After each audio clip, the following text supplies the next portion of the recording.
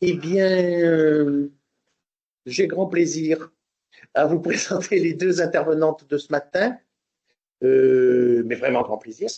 Euh, c'est toujours un plaisir, mais encore plus aujourd'hui, parce que voilà, ce sont deux anciennes étudiantes de la formation d'Angers. Alors d'ailleurs, j'ai recherché un peu toutes les dates, parce que bon, voilà, on a nos souvenirs et ils sont bons. Alors Adélaïde Laloux, qui a fait le master archive ici en 2014, et qui, l'année d'avant, en M1, avait fait un mémoire de recherche intitulé La recherche en archivistique aujourd'hui, les blogs, un nouvel exemple de dynamisme, d'interactivité et de diffusion de l'archivistique. C'était sous la direction de Madame Graille. Euh, donc, vous voyez le rapport avec le sujet de l'intervention d'aujourd'hui. Alors ensuite, elle a fait une thèse ici en archivistique, commencée en 2016, sur l'étution conservation accès. C'était une thèse qui était co-encadrée par un professeur de droit, Monsieur Rial, et moi-même, et qui était financée dans le cadre d'un programme de recherche sur l'enfance et la jeunesse. Et donc cette thèse a été brillamment soutenue le 15 avril 2021. Voilà. Euh, Par ailleurs, euh, en même temps, avant, pas en même temps puisque la thèse était financée, mais avant et aujourd'hui, Adélaïde est donc archiviste professionnelle. Elle est aujourd'hui attachée de conservation, chargée, responsable de collecte et de traitement aux archives départementales de Maine-et-Loire. Avant, elle avait travaillé dans d'autres lieux, notamment aux archives municipales de Rennes, juste avant. Alors, Margot Georges a commencé avec nous en licence professionnelle et elle est restée en master et en doctorat. Euh, tellement on s'aimait bien. On s'aimait bien aussi, on est un tout petit peu moins longtemps, mais bon. Licence professionnelle qui à l'époque s'appelait Traitement et gestion des archives et des bibliothèques en 2010. Puis donc le master archive, le M2 en 2012. Et alors en M1, j'ai recherché le titre exact, son mémoire portait sur les archives de la recherche vues par leur producteur, l'exemple de la SNES. Et SNES, ça doit vouloir dire Station nationale d'essai sur les semences ou des semences. Des semences. Des semences. Ceci, je crois, était lié à ton stage, si je me souviens bien, mais je ne sais plus. C'est pour dire comment les sujets se naissent aussi et les envies de recherche naissent. Vous voyez que ça peut être entre le professionnel, l'expérience de stage et puis la volonté d'approfondir sa réflexion dans une perspective recherche. D'où une thèse sur les chercheurs-chercheuses en laboratoire et leurs archives, représentation et pratique dans les sciences du végétal, alors qui a duré un petit peu plus longtemps parce que tu travaillais en même temps que ta thèse et qui a été soutenue tout aussi brillamment le 7 avril 2022. Alors Margot a exercé son métier d'archiviste dans différents postes, à l'INSERM, le PHE, École pratique des hautes études, et dernièrement comme responsable du service des archives de Roannais Agglomération. Et elle a lancé en 2024, elle va vous en parler, mais alors on ne va pas l'entendre, ça va vous donner envie de l'entendre, un podcast Archivistica, très intéressant, et qui en est à sa deuxième saison, et j'ai regardé, on en est à plus de 20 épisodes, dont certains très conséquents, et sur des thématiques variée et originale, mais je pense qu'elle va vous en parler. Aujourd'hui, elle est enseignante en méthodologie de gestion de l'information et des données à l'IUT de l'Université Grenoble-Alpes, ce qui explique un peu aussi entre la gestion familiale et le lieu de travail et Angers, ça finit par faire beaucoup et ça explique ta présence en visio. Alors donc, lorsqu'on a réfléchi au programme, on est là bien sous le thème circulation des savoirs, et il nous est apparu qu'entre la recherche sur les blogs, l'expérience de podcast, il y avait peut-être quelque chose qui pouvait faire sens et qui pouvait être intéressant, d'où une communication à deux voix que vous nous avez proposé d'intituler Mobiliser les outils du web pour diffuser le savoir archivistique du blog au podcast. Et je suppose que vous vous êtes arrangés entre vous. Et donc, je vous donne la parole. Merci à vous. Merci pour cette présentation. Alors, avec Margot, on vous propose une intervention de 50 minutes, 1 heure pour réfléchir sur ces deux outils. Mobiliser les outils du web pour diffuser le savoir archivistique du blog au podcast. L'archivistique est-elle une science? Alors, en France, au début des années 2000, la communauté archivistique s'interroge sur la légitimité scientifique de sa discipline et sur les modalités de diffusion de ses savoirs. Les débats portent sur l'ancrage de l'archivistique dans les sciences de l'information, la place de la recherche et la nécessité d'adapter ces méthodes à l'ère numérique. Un tournant s'opère avec des événements comme le colloque organisé à l'École des Chartes en 2003, où la question de l'archivistique comme science à part entière est posée. Les travaux de Christian Autain en 2003, de Carole Couture, Daniel Ducharme à cette même période soulignent que la discipline, bien qu'enracinée dans des pratiques professionnelles, doit aussi s'appuyer sur la théorie pour se structurer. 20 ans plus tard, ces interrogations résonnent différemment.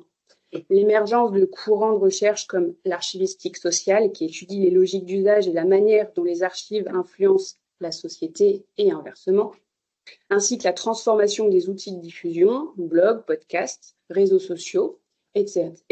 On verra qu'il y en a aussi d'autres, ont redéfini les modalités de circulation du savoir.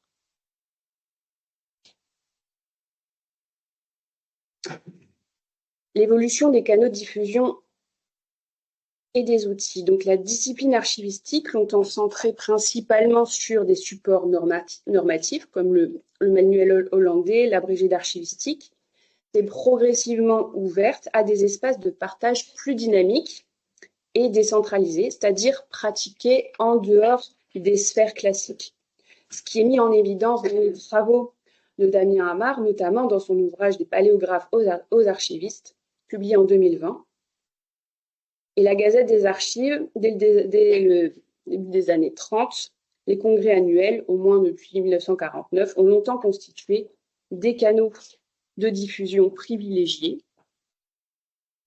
Mais avec l'avènement du web, ça a aussi favorisé une nouvelle forme de démocratisation de la production et de la circulation des connaissances sur les archives, tout en introduisant une fragmentation des sources et aussi une diversification des voix. Ce qui se fait parfois au détriment aussi de la hiérarchisation traditionnelle des savoirs, comme le souligne François Grandjean dans Les enjeux de l'information et de la communication en 2015. C'est aussi un espace plus libre où tout le monde peut s'exprimer sans évaluation, avec des points forts aussi, plus réactifs, plus de diversité, moins d'emprise des institutions et des grades. Et en point faible, on peut souligner des contenus de différents niveaux aussi. Cette mutation rejoint aussi les analyses d'Yves Jeanneret qui sont publiées dans les mêmes années sur la transformation de l'expertise à l'ère numérique. L'autorité ne repose plus uniquement sur des critères institutionnels, mais aussi sur la capacité à s'inscrire dans des réseaux collaboratifs et à mobiliser des audiences en ligne. La circulation des savoirs en contexte archivistique interroge donc les dynamiques en place, que ce soit les jeux d'influence ou les responsabilités respectives de l'archiviste en tant que professionnel, ainsi que celui du chercheur, deux acteurs dont les rôles dans l'espace public se reconfigurent. De cette manière, l'émergence d'outils collaboratifs et de plateformes numériques marque une évolution, invitant à repenser les postures entre neutralité déontologique et engagement social. Donc, à deux voix, nous allons vous présenter l'exemple d'une diffusion des savoirs via deux outils du web, les blogs sur lesquels je vais de mon côté développer et les podcasts, là ce sera Margot. En 2013, de mon côté, j'avais pu travailler sur l'essor des blogs comme nouveaux espaces de diffusion et de débat pour les archivistes. Et à cette période, il y avait déjà une trentaine de blogs francophones qui traitaient déjà d'archivistique et qui offraient un accès en ligne aux réflexions de la communauté en créant des réseaux de savoir plus ouverts. Concernant les podcasts, la technologie apparaît dès les années 90, de la rencontre entre le blogging et la radio. Donc le mot podcast est né en 2004. Et l'explosion de l'offre de podcasts date, elle, plus de la fin des années 2010. Elle couvre alors de nombreux sujets à destination d'un auditoire très large. Donc, il faut noter que les podcasts d'archivistique francophones apparaissent plutôt en 2020 et sans continuité. Donc, ça a été dit en introduction, Margot est familière de cette thématique puisqu'elle produit un podcast régulier depuis septembre 2024, Archivistica, désormais reconnu, et d'ailleurs en très peu de temps, dans la communauté des archivistes.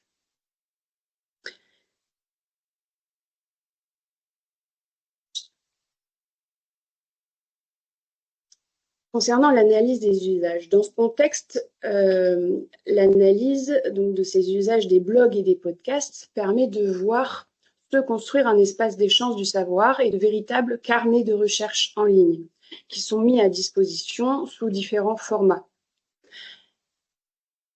On voudrait dire aussi dès à présent qu'en fait, dans cette présentation, on n'inclut pas du tout les archivistes qui échangent sur les réseaux sociaux. C'est vraiment focalisé sur blog et podcast, ce qui est là tout un autre pan aussi. Les professionnels et les chercheurs de la sphère archivistique peuvent désormais partager leurs réflexions en temps réel dans une communauté, entre débats, doutes et reconfiguration des savoirs. Donc, notre problématique, on va se demander ici comment les savoirs circulent, se transforment, se sont appropriés grâce aux outils du web. Et on va voir que ce que nous apprennent l'exemple des blogs et des podcasts, c'est qu'il y a plusieurs questions et lignes directrices à observer dans le but de mettre en évidence que ces outils interrogent des enjeux de diffusion, notamment une diffusion plus large, plus interactive, plus légitime des savoirs archivistiques, questionner aussi la diffusion au plus grand nombre, comment les archivistes et les chercheurs ou même les autorités en archivistique s'emparent de ces canaux pour communiquer leurs idées et comment ils influencent la pratique et comment aussi poser de nouveaux jalons concernant la diffusion des savoirs en termes de rigueur, de pérennité et d'accessibilité. Notre plan, on l'a divisé en 3 parties, avec d'abord une partie sur le blog en tant qu'outil de médiation et de réflexion collective, une deuxième partie donc, sur le podcast, une nouvelle voie pour les archives, avec un renouvellement de la diffusion des savoirs à questionner, et la troisième partie, nous avons travaillé ensemble à identifier les enjeux transversaux à ces 2 métiers.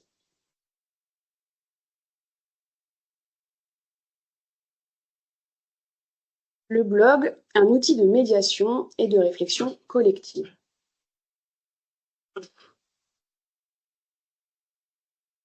Alors, un blog est un type de site web ou de page en ligne où une personne ou une organisation publie régulièrement, plus ou moins, des articles appelés billets, généralement présentés du plus récent au plus ancien.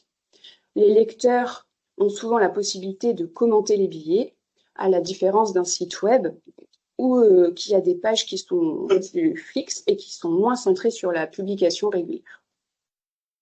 Dès les années 2000, les blogs ont émergé comme des carrefours de réflexion pour les archivistes, permettant de partager des retours d'expérience, des analyses de pratiques et des comptes rendus de colloques. La tribune des archives et archives d'Assis, je ne sais pas si tu peux montrer, monsieur, marque le début d'une présence en ligne des archivistes via les blogs, avec dès 2006 une production continue d'articles, même si assez inégale selon les périodes. Alors d'abord, on va voir que c'est un espace de diffusion et de débat relativement ancien. Avec la slide suivante qui présente la... Oui, juste avant. Merci. Les blogs d'archivistique français sont apparus assez tardivement et en moins grand nombre que ceux traitant de sujets semblables. Notamment en sciences de l'information, on observe que ceux de bibliothéconomie ont émergé plus rapidement. En 2013, on comptait 30 blogs francophones d'archivistique, donc 80 en bibliothéconomie, qui illustrent un retard relatif. un retard qui est assez relatif puisque en fait le nombre de bibliothèques en France est au moins 15 fois supérieur au nombre de services d'archives. Cette différence persiste aujourd'hui encore avec la plateforme Bibliopédia qui recense une centaine de blogs de bibliothèques territoriales, de bibliothèques universitaires et de professionnels du secteur contre une soixantaine en archives. La tendance est donc la suivante. Les blogs dédiés aux archives sont moins nombreux que d'autres secteurs, mais souvent plus spécialisés et moins dépendants des administrations. Les initiatives, on va le voir, sont plus indépendantes.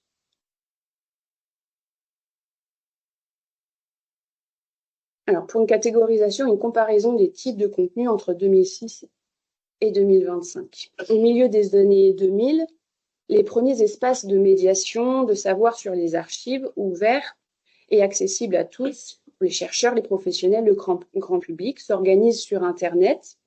Et cette communauté s'inscrit dans ce qui s'appelle d'emblée la blogosphère archivistique. Ils se nomment eux-mêmes dans leur billet de blog comme appartenant à cette blogosphère. Celle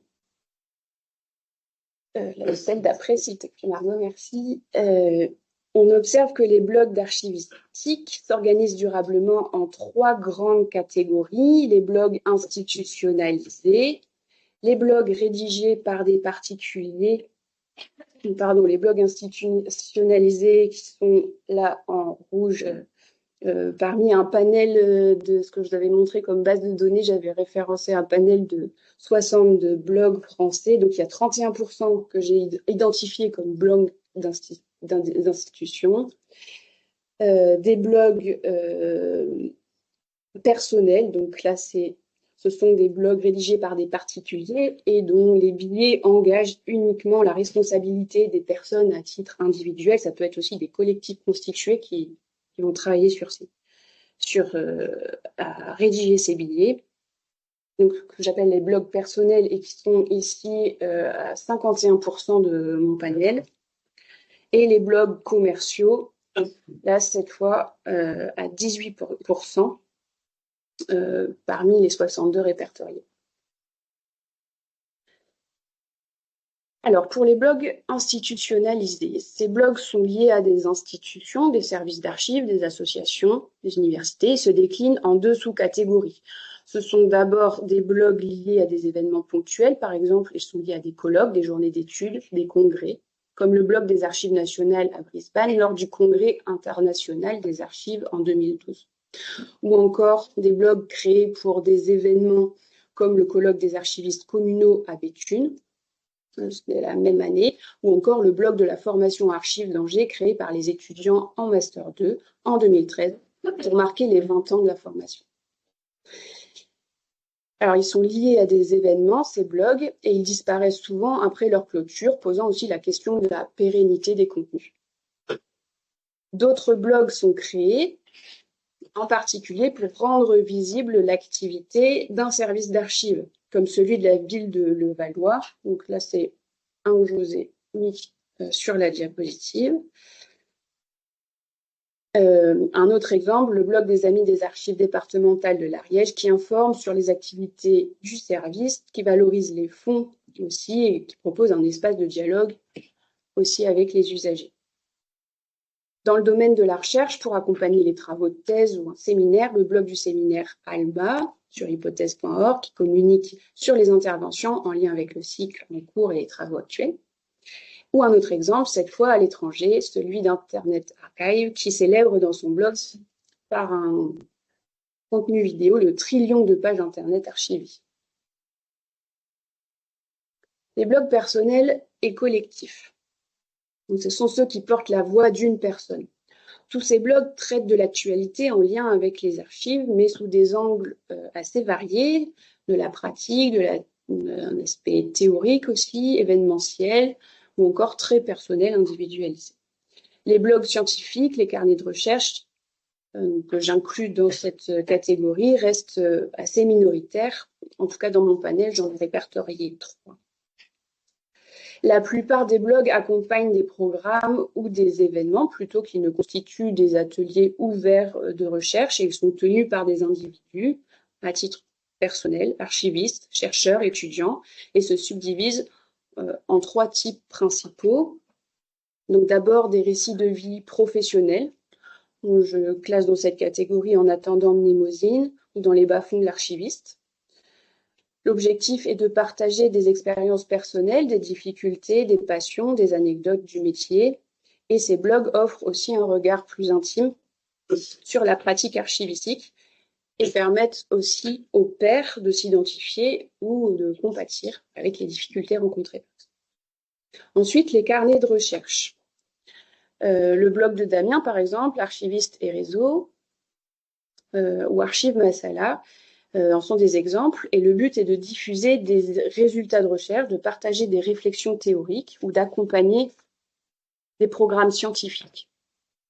Ces blogs s'inscrivent parfois dans une démarche académique et sont tenus par des chercheurs impliqués dans des colloques ou des projets financés. La troisième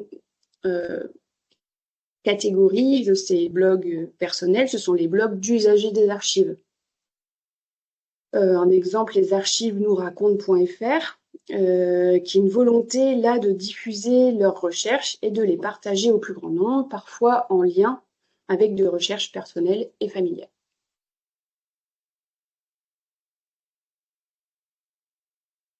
Les blogs commerciaux. Plus récemment, depuis 2020, il y a une nouvelle catégorie de blogs qui émerge, que je n'avais pas du tout étudié dans mon mémoire d'ailleurs, qui n'est pas encore visible, celle des blogs de visibilité commerciale.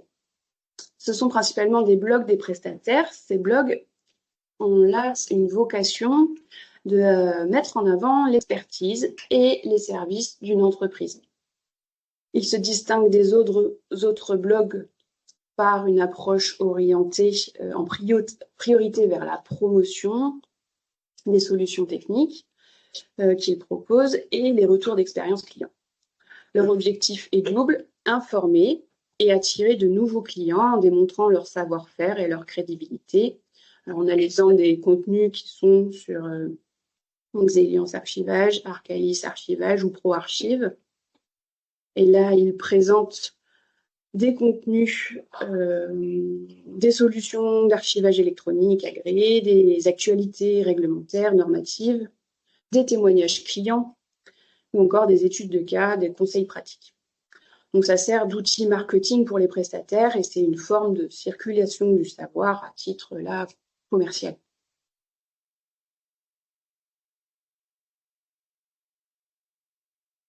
Alors, un dernier point pour vous présenter les atouts et les limites des blogs que j'ai pu identifier. Alors, sur la diversité des contenus, sur le fond et la forme.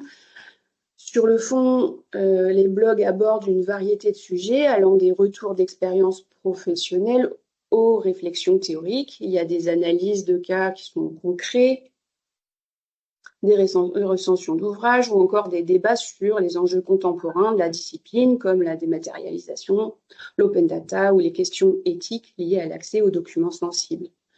Sur la forme, les blogs offrent aussi une importante liberté éditoriale. Les auteurs peuvent mêler textes courts et plus longs, intégrer des visuels, photographies d'archives, des schémas, des infographies, des liens hypertextes aussi, faire des ressources externes ou encore des vidéos comme on avait vu sur l'exemple de l'Internet Archive avec la vidéo sur le trillion de pages archivées. Donc cette diversité permet de s'adresser à différents publics et de renouveler les approches de vulgarisation et de partage des savoirs. Ensuite, l'accessibilité. Les blogs rendent les réflexions archivistiques visibles et compréhensibles pour un public large, y compris les non-spécialistes, et en dehors des cercles académiques ou institutionnels. Donc, en quelque sorte, ils cassent les barrières de l'écriture académique et permettent une diffusion plus immédiate. Mais un peu dans un entre-deux, puisque il n'y a pas les délais des revues traditionnelles pour pouvoir publier, mais un peu plus posé que l'immédiateté, par exemple, des listes de diffusion avec des demandes très pratico-pratiques qui vont être diffusées en temps réel. Ensuite, l'interactivité et des blogs aussi qui proposent une plus grande liberté. Les commentaires et les partages sur les réseaux sociaux transforment les blogs en espaces de dialogue où les savoirs peuvent se discuter et se co-construire avec une liberté de ton et de format, notamment grâce aux commentaires et aux partages sur les réseaux sociaux, qui sont des outils qui transforment les apports des blogs en une conversation collective. Les lecteurs peuvent réagir, poser des questions, partager, apporter des compléments, et enrichit aussi le débat et favorise la mutualisation des savoirs. Concernant la visibilité et la pérennité de l'information, on voit que les blogs peinent parfois à toucher un public large, par contre, en dehors des cercles déjà initiés. C'est bien une communauté qui intervient sur les blogs et dans les blogs. La pérennité de l'information dépend souvent de plateformes externes, on a Blogspot, WordPress, etc., dont la durabilité n'est pas toujours assurée. Et on peut se demander qui archive ces contenus pour les générations futures aussi, donc avec la Wayback Machine ou alors la BNF, mais l'archivage du web est aussi là assez aléatoire. Il n'y a pas d'assurance de l'accès à long terme à ces ressources. Concernant la pérennité, on voit aussi que quelques blogs ont pu s'installer sur le temps long, même si ce n'est pas le cas général. Certains produisent des billets depuis 20 ans, et les plus anciens, avec notoriété, continuent d'être alimentés et consultés, même s'il y a des périodes parfois de pause. Beaucoup de blogs aujourd'hui sont non alimentés. J'étais curieuse de voir si depuis mon analyse en 2013, il existait encore en majorité.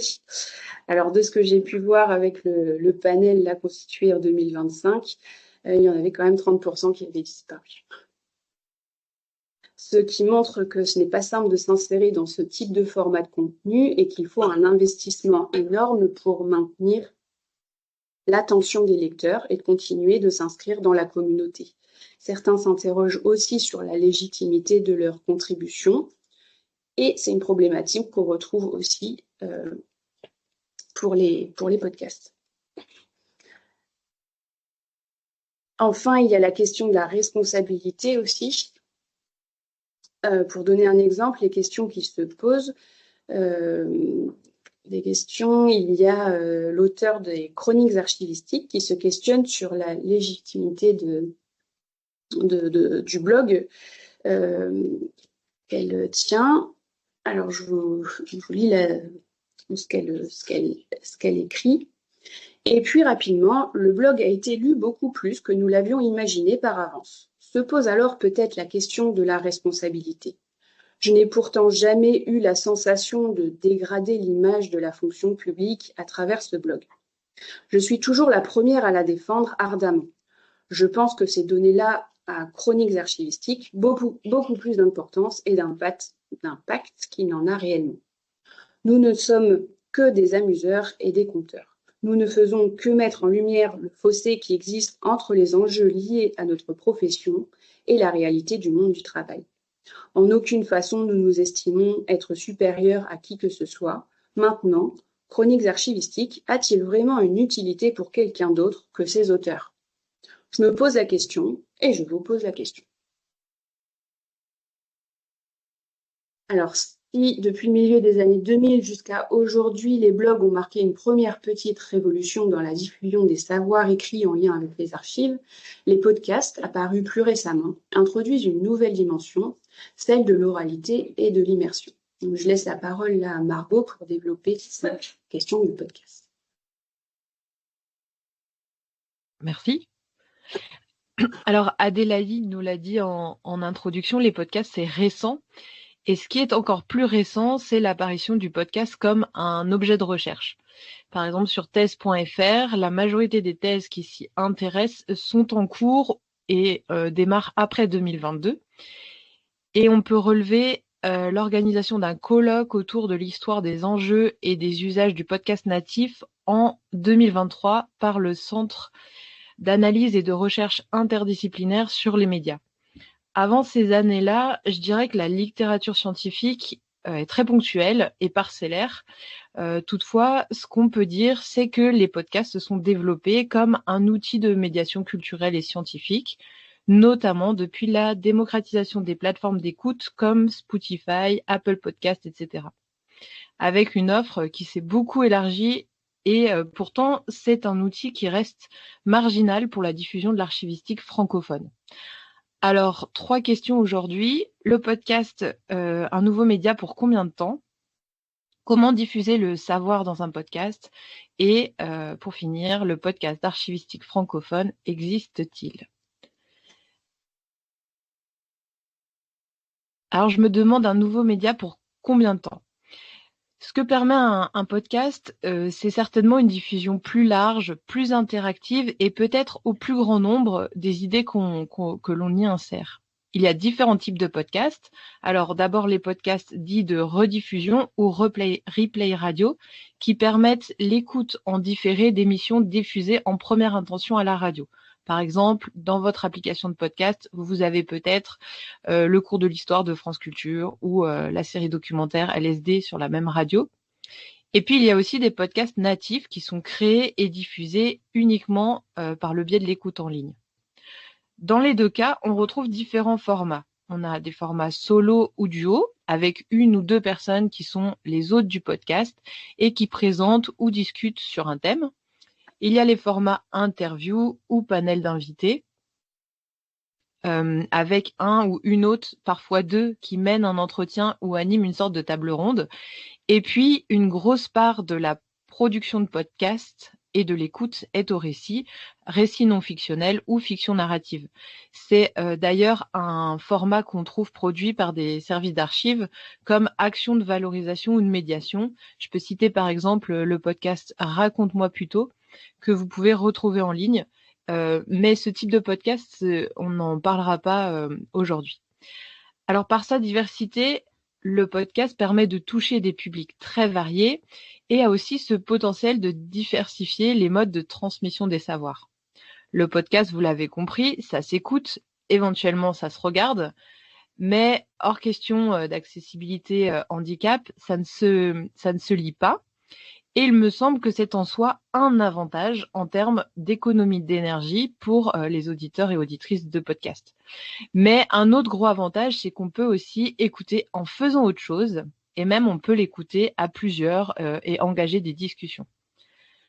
L'aspect oral, ça permet aussi une proximité avec l'auditeur ou l'auditrice, ça donne une voix aux propos, on peut même dire une certaine identité, surtout si l'editing du podcast est important, avec par exemple une ambiance sonore, des rubriques définies et habituelles. En fait, on peut prendre rendez-vous avec un épisode de podcast. Et puis bien sûr, les sujets sont illimités et de mon expérience, je trouve qu'il est beaucoup plus facile de convaincre des personnes de s'exprimer sur un sujet qui n'est pas le cœur de leur recherche ou de leur expertise dans un podcast parce que l'oral, ça reste moins formel et donc il y a une vraie opportunité pour explorer les usages sociaux des archives en donnant par exemple la parole aux communautés, aux militants et aux citoyens et citoyennes plus largement. Mais on peut aussi bien parler de normes et de théories archivistiques ou encore faire dialoguer des pratiques archivistiques d'aires culturelles différentes. Alors dans Archivistica, le podcast, donc le podcast que je produis, ça a été dit, je n'ai pas limité mes approches dans ce sens-là. Il y a donc plusieurs épisodes sur la vie des archives, dont un très technique enregistré avec Magali Moisan sur le Records Continuum. Il y a 2 épisodes qui permettent d'approcher un peu d'archivistique béninoise et camerounaise. Il y a plein de petits épisodes définitionnels qui se basent sur les représentations des archives des chercheurs et chercheuses en sciences du végétal, donc une approche des usages sociaux des archives. Mais il y a aussi un épisode sur la santé mentale des archivistes, qui est un sujet qui arrive comme une actualité de la profession. Et par ailleurs, il y a aussi un épisode de dialogue avec un professionnel de la data. Donc, les sujets sont illimités. Mais avant d'aller plus loin sur ce nouveau média, je me suis demandé qui écoute des podcasts en France.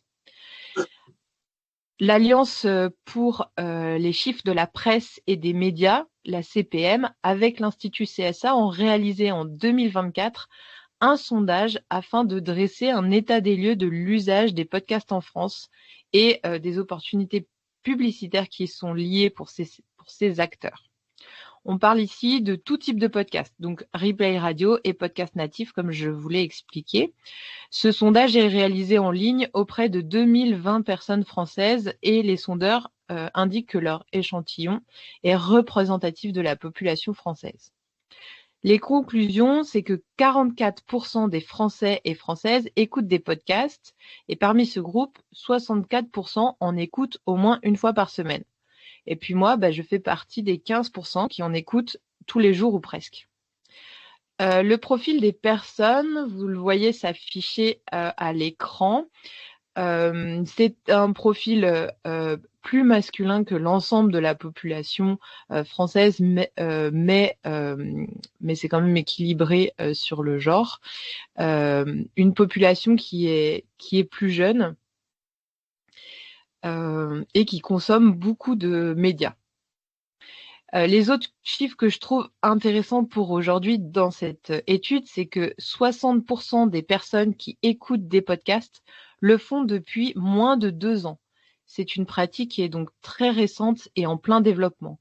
D'ailleurs, 56% disent découvrir régulièrement de nouveaux podcasts. Et en 2020, Médiamétrie, qui avait réalisé une enquête similaire, considérait déjà le podcast comme un format à fort potentiel.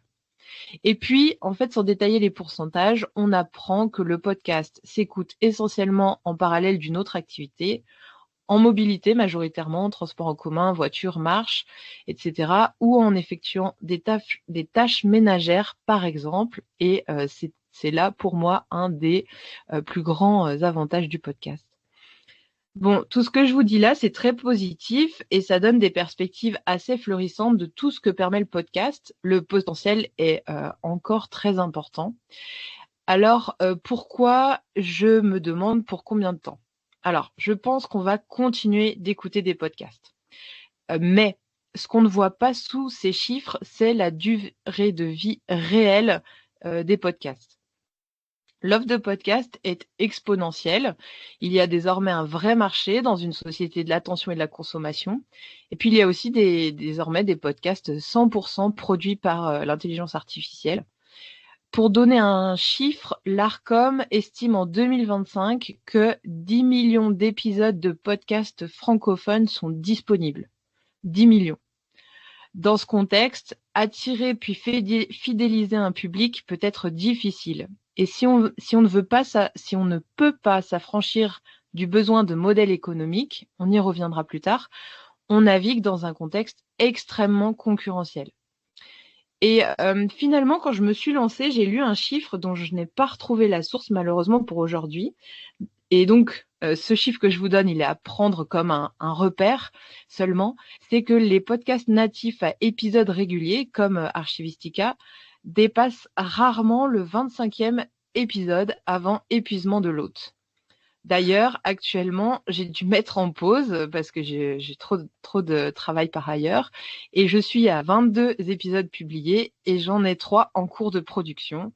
Mais je vous rassure, je ne suis pas épuisée, je manque seulement temporairement de temps.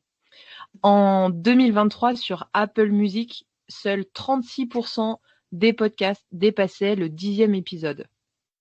En fait, produire un podcast, ça demande pas mal de temps. Produire un épisode, c'est plus de travail que de produire un billet de blog de même qualité. Et s'il n'y a pas de modèle économique, par exemple parce que pas assez d'écoute, et qu'on ne peut pas s'y soustraire, ce qui tient le podcast en vie, c'est assez fragile.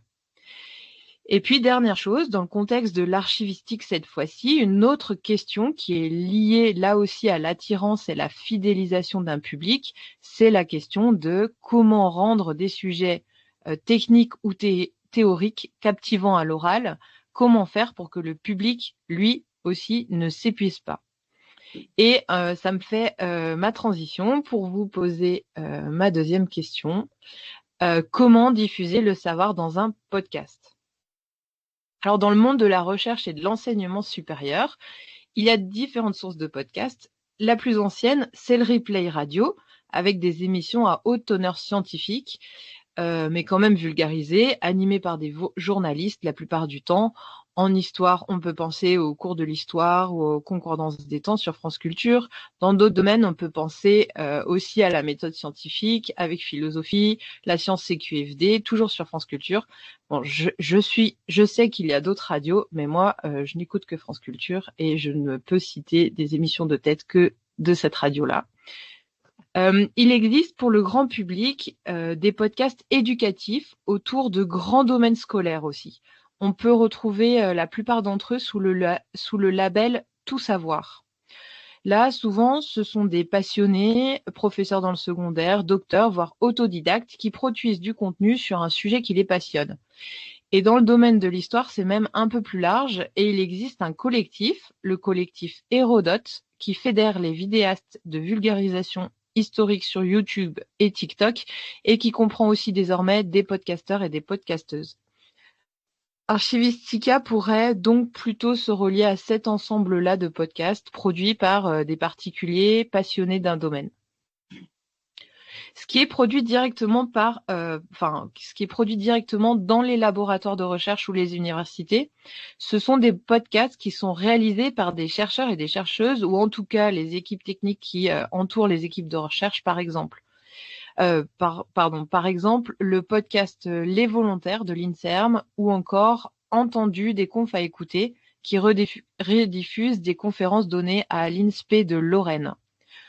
Le Collège de France rediffuse également sous format podcast des conférences inaugurales qui sont en fait diffusées depuis longtemps sur France Culture et des conférences lors de colloques. On peut citer aussi L'Oreille mathématique, qui est le podcast radio dédié aux mathématiques et à la physique théorique produit pour l'Institut Henri Poincaré par Hélène Dély. Bon, c'est une liste qui est loin d'être exhaustive, mais qui montre comment l'objet podcast a pénétré le monde de la recherche et ses institutions. D'ailleurs, là où il existait préalablement des radios universitaires, par exemple. Ce que j'ai pas eu le temps de creuser, c'est l'existence de podcasts en lien avec des revues scientifiques ou des éditeurs de la recherche, et je pense qu'il en existe. Pour finir sur ces podcasts en milieu universitaire et de recherche, il y a aussi les podcasts qui sont réalisés par les étudiants et des étudiantes dans le cadre de la pédagogie active, comme par exemple le podcast de la recherche, dont les interviews de chercheurs et chercheuses en poste sont réalisées par les étudiants et étudiantes de Sciences Po Lille.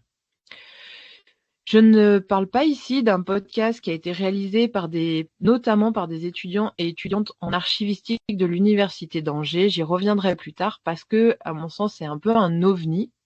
Mais ceci dit, il est important d'avoir conscience que dans le monde du podcast et dans le monde de la recherche, il y a souvent des ovnis.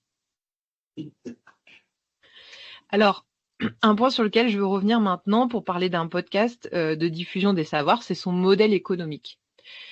Les podcasts institutionnels ou associatifs, par exemple, ont un modèle économique qui repose sur la mise à disposition de moyens par l'organisation qui produit le podcast. Dans le monde de la recherche, on constate que bien souvent, il n'y a pas de recherche de rentabilité dans les contenus, offrant une vraie autonomie dans les contenus proposés. Pour les podcasts produits par des passionnés, la recherche d'un modèle économique viable peut être une vraie garantie à la durabilité de la production de contenu. Mais ce n'est pas sans poser de questions. Pour être écouté, il faut produire un contenu qu'un grand nombre d'auditeurs et d'auditrices veulent entendre. Il faut aussi être visible et fidéliser les écoutes. L'archivistique, par exemple, tel que développé dans le podcast Archivistica, est un sujet d'ultra niche, et si à l'échelle de la communauté archivistique, le podcast a certainement une bonne résonance, son audience est loin des audiences demandées par les plateformes pour accéder à un début de rémunération. Pour mon hébergeur, par exemple, pour générer du revenu avec un podcast, il faut au minimum 1000 écoutes par mois, quand Archivistica en fait autour de 300 par mois. Dans le monde du podcast plus largement, les podcasts qui génèrent de l'argent et qui permettent à leurs créateurs ou créatrices d'en vivre sont des podcasts qui, en plus de toucher des sujets de plus grande écoute, sont portés par des personnes ou des collectifs qui ont d'autres activités d'influence et une présence accrue sur les réseaux sociaux.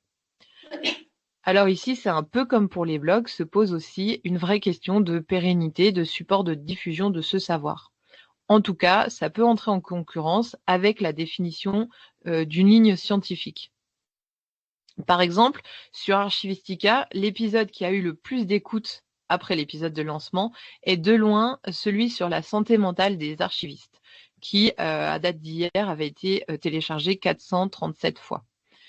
Un épisode plus en lien en fait avec la vie quotidienne des archivistes. Vient ensuite le petit épisode Peut-on définir les archives, qui a le bénéfice d'être le premier, mais qui est aussi un épisode plus facile pour le grand public et dont on peut conseiller l'écoute à une personne lambda qui présenterait un intérêt pour les archives. Viennent ensuite des épisodes sur le cycle de vie ou la vie des archives, qui eux sont des épisodes qui ont certainement un bon accueil pour leur vertu pédagogique.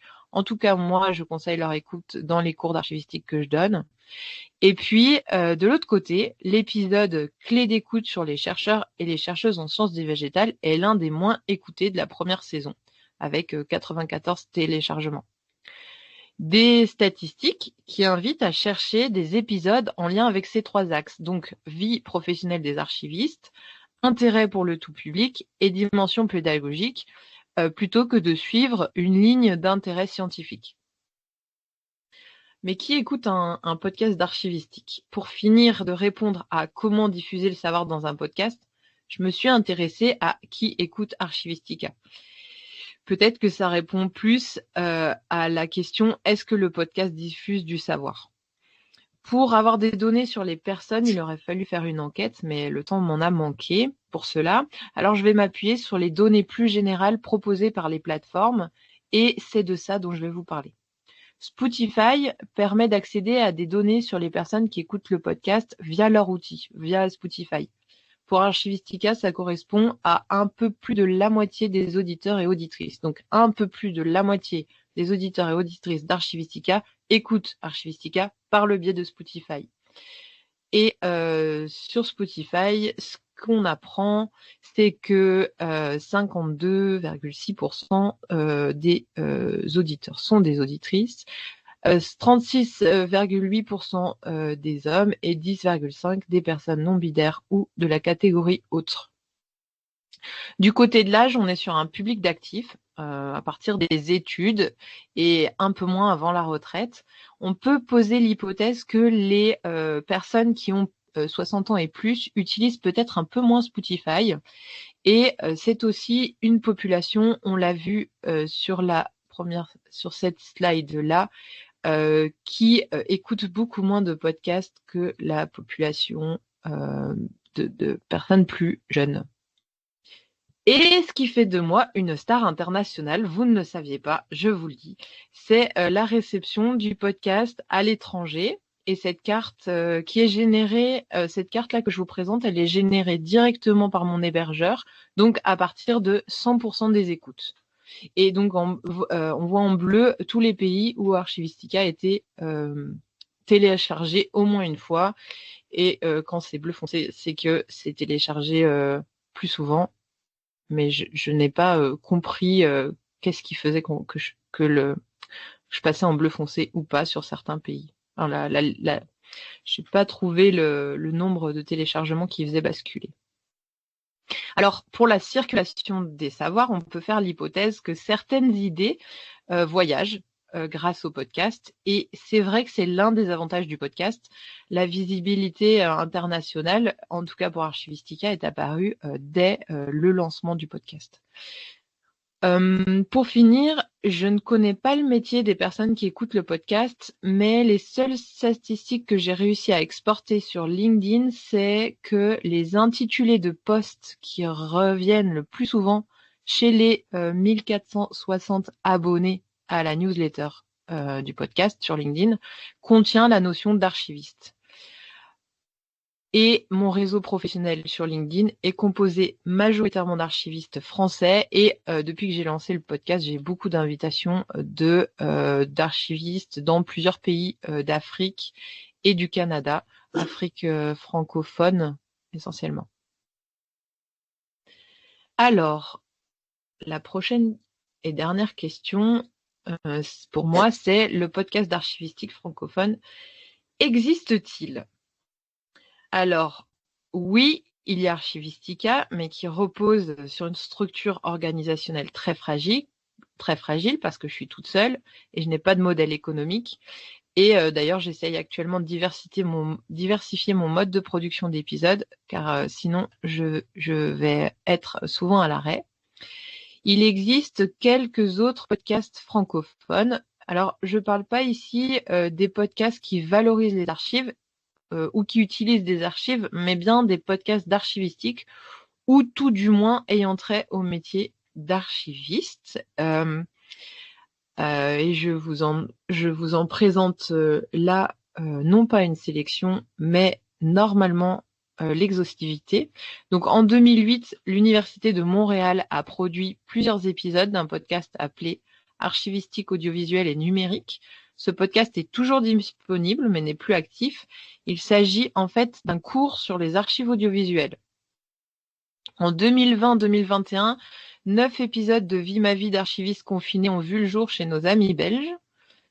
De 2020 à 2022, des étudiants et étudiantes en archivistique de l'Université d'Angers, mais pas seulement d'ailleurs. Je n'ai pas retrouvé, j'ai entendu qu'il y avait parmi les autres du podcast des étudiants et étudiantes en archivistique d'autres universités.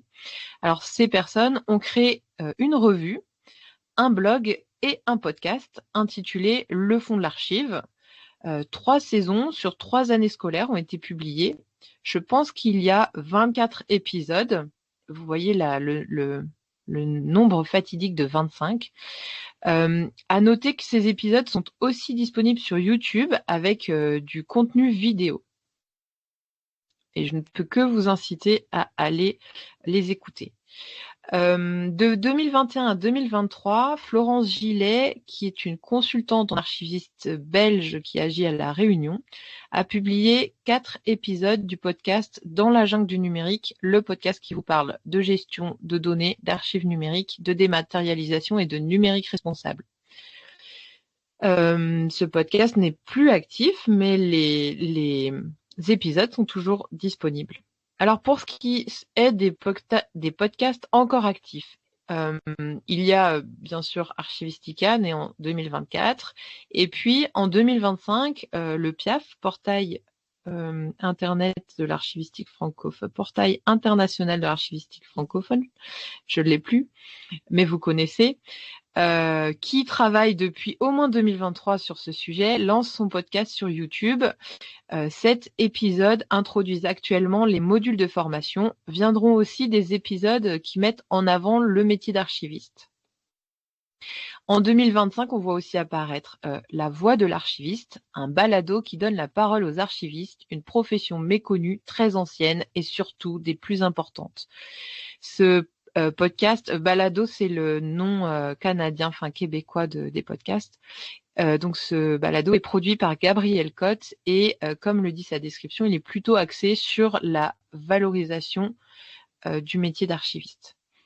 Alors cette liste n'est peut-être pas exhaustive tant le web est grand, mais elle regroupe en tout cas ce que j'ai trouvé en croisant multiples critères de recherche et lieux de diffusion de l'information. Et donc, c'est-à-dire que par rapport à l'offre complète de podcasts en France, il y a une offre très restreinte pour l'archivistique. Il existe des podcasts dans d'autres professions. Dans le monde des bibliothèques, l'offre est apparemment aussi assez faible également. C'est plutôt du côté des données et du numérique qu'on retrouve plusieurs podcasts actifs comme C'est pas donné, Parlez-moi d'IA, In My Data, RDGP, Causerie Data, Decideo, Archimac Podcast, etc. Mais le podcast animé pour des communautés professionnelles me semble moins courant que le podcast issu du monde de la recherche. En fait, c'est du côté de l'histoire ou de la littérature que l'offre est beaucoup plus étayée. Et d'ailleurs, ce sont des sujets beaucoup plus grand public. Et puis, pour terminer cette partie sur les podcasts d'archivistique, je voulais vous parler de ceux qui n'existent pas. Alors d'abord, en France, la profession d'archiviste possède une association professionnelle structurante qu'est l'Association des archivistes français. Je sais qu'au moins 2 projets de podcast animent 2 sections de l'AF depuis quelques années, mais ce n'est pas un sujet porté actuellement officiellement par l'association, ni en lien avec le monde professionnel, ni avec, par exemple, la Gazette des Archives. L'AF a porté en revanche une attention ces dernières années sur la captation et la mise en ligne de nombreuses conférences et journées d'études qu'elle organise. Elle est aussi à l'origine de plusieurs webinaires ponctuels. En France, il y a aussi la parole qu'on pourrait qualifier d'officielle sur l'archivistique, celle du SIAF, le Service interministériel des archives de France, et celle-ci passe en fait beaucoup par l'organisation de webinaires qui sont des conférences ou des tables rondes en ligne. Une autre manière de diffuser du savoir qui mériterait d'être questionnée. En tout cas, le SIAF ne produit pas ou ne soutient pas de podcast d'archivistique. Le webinaire, c'est aussi le format choisi par les nombreux prestataires de services du monde des archives, comme à l'image du blog, pour présenter des thématiques particulières en lien avec leur domaine d'action. Et puis, puis-je me permettre d'ajouter que si le séminaire ALMA possède un blog et rediffuse certaines de ses conférences en ligne, il n'existe pas de podcast de ce côté-ci non plus. Alors, pour terminer cette communication, nous avons réfléchi ensemble, Adélaïde et moi, aux enjeux transversaux que de la circulation des savoirs par le biais des blogs et des podcasts, qui sont finalement des outils qui se répondent et se complètent. En fait, un billet de blog peut être approfondi dans un épisode de podcast et inversement. Certains podcasteurs utilisent d'ailleurs leur blog pour publier des transcriptions ou des ressources complémentaires, mais aussi du contenu d'appel pour envoyer vers l'écoute de podcasts ou inversement, des podcasts incitent à la consultation des blogs. Un des premiers enjeux transversaux est la question de l'accessibilité et de l'éco-responsabilité, parce que les blogs et podcasts d'archivistique reposent sur des structures de production de contenu. Là, je veux parler des personnes qui font vivre les blogs et les podcasts. Donc, ces structures sont le plus souvent fragiles, sans modèle économique et excusez-moi, je me suis perdue, sont des sans modèle économique et en fait l'accessibilité au plus grand nombre des contenus où les démarches de production éco-responsables sur le web demandent des connaissances, du temps et des moyens accrus. Ceci dit, pour l'accessibilité, les 2 outils, le blog et le podcast, se complètent bien avec une possibilité de donner accès à une information par la lecture ou l'écoute si une production est réalisée à la fois sur un blog et dans un épisode de podcast. Pour ce qui est de l'éco-responsabilité, l'équilibre entre production numérique ancrée dans l'économie de l'attention et sobriété numérique est assez difficile à trouver. Une autre question touche la capacité des blogs et des podcasts à démocratiser les savoirs archivistiques. Aujourd'hui, on constate que ce n'est pas majoritairement le pli pris par les personnes qui produisent le contenu et on se demande si c'est grave. Par exemple, les blogs ont-ils l'ambition d'être lus en dehors des cercles spécialisés? Un podcast doit-il être suivi par un grand nombre d'auditeurs et d'auditrices en dehors de la question du modèle économique? Relevons tout de même que certains blogs et podcasts se donnent pour mission de valoriser et visibiliser la profession d'archiviste et que là, le public visé est un peu plus large, mais l'archivistique n'y est pour autant pas démocratisé. En parlant de démocratisation, les podcasts et les blogs sont des outils dont on peut avoir un usage citoyen et qui viennent soutenir la démocratie. Ils pourraient par exemple venir en soutien de démarches participatives ou collaboratives en lien avec le monde des archives. Il existe aussi un usage engagé du web qui est apparu dès la création du web. Les blogs et podcasts sont des outils qui peuvent offrir une vitrine pour des projets participatifs ou des initiatives citoyennes comme les archives communautaires ou les ateliers de la mémoire. Et ce sont aussi des outils de soutien du monde universitaire, du monde institutionnel ou associatif. Malgré tout, un quatrième enjeu assez fort est celui de la légitimation de ces contenus en ligne. On va parler de la qualité informationnelle juste après, mais là, on se demande comment les podcasts et les blogs sont légitimés au sein des réseaux auxquels ils s'adressent. Donc, on parle à la fois de légitimité scientifique et de reconnaissance professionnelle pour les auteurs et autrices de ces médias. Comment ces formats sont-ils perçus par la communauté scientifique et les institutions? Les contenus publiés sur les blogs ou les podcasts sont-ils cités dans des travaux académiques? Et d'ailleurs, l'analyse de la légitimation des contenus pourrait montrer comment les archivistes se connectent entre eux, créent des collaborations et construisent, voire reconstruisent une identité professionnelle. C'est une des pistes qu'on lance au séminaire. Alors, cette légitimation, en faisant lien avec le dernier enjeu qui est celui de comment garantir la qualité des contenus, elle pose nécessairement la question de la validation et de la reconnaissance. Tout va bien?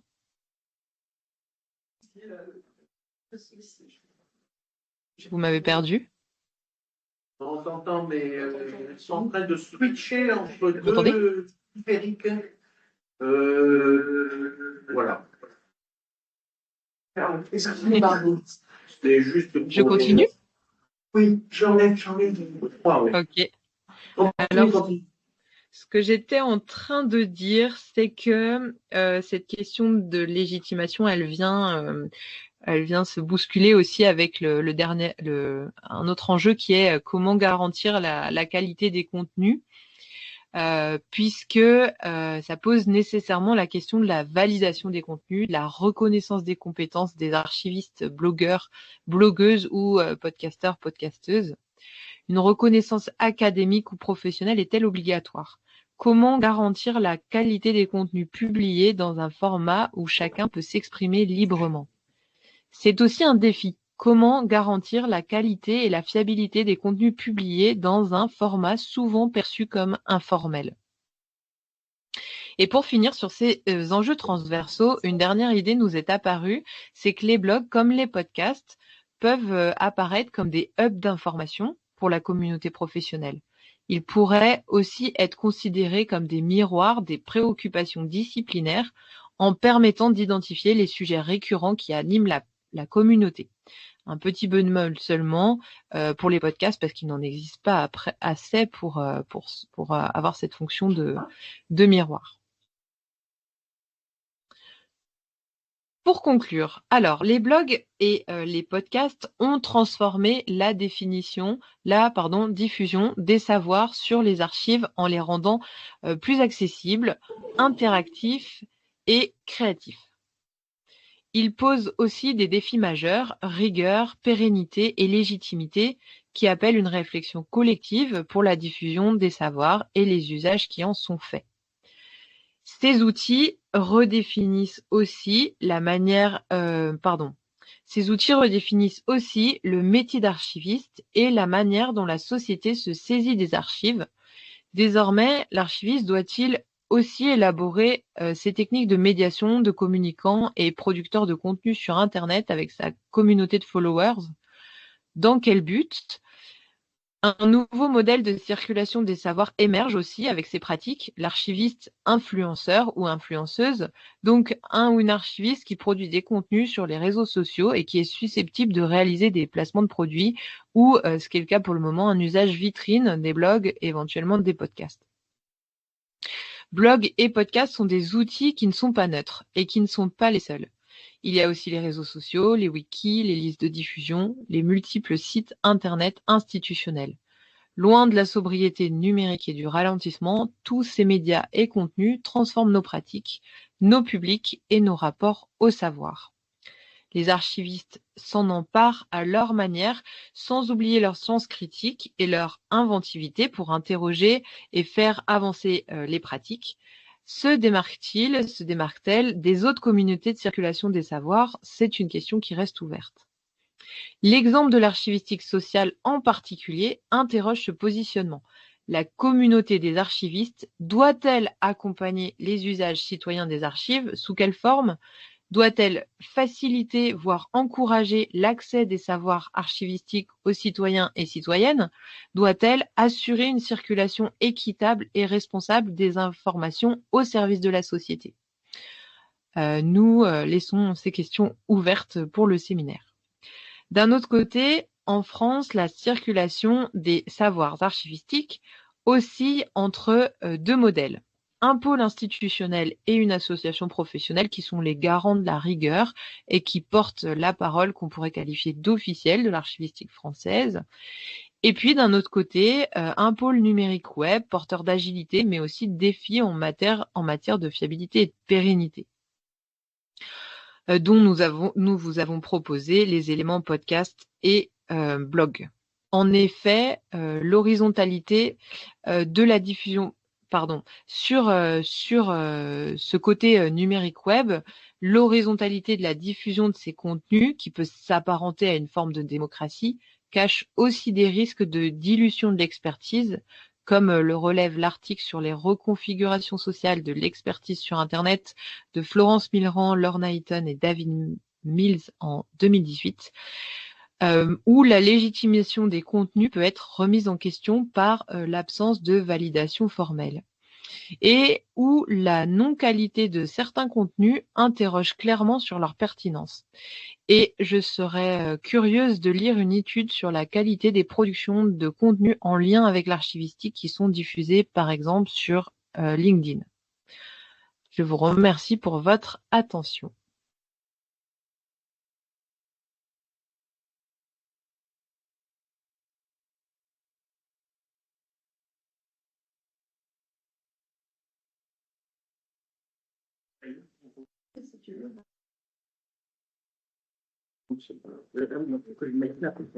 Ah oui, mais non, il n'y a plus le truc au-dessus du poids. Non, mais là, c'est bon, je suis. Bien.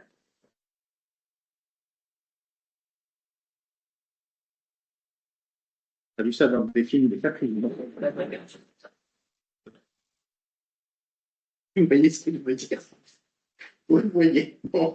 Sérieusement, merci beaucoup pour votre intervention qui nous a permis de plonger dans cet univers, blogosphère, dans cette sphère, etc., avec deux éléments, en fait, mais déjà très, très riches, le web, le numérique, la présence sur le web, etc.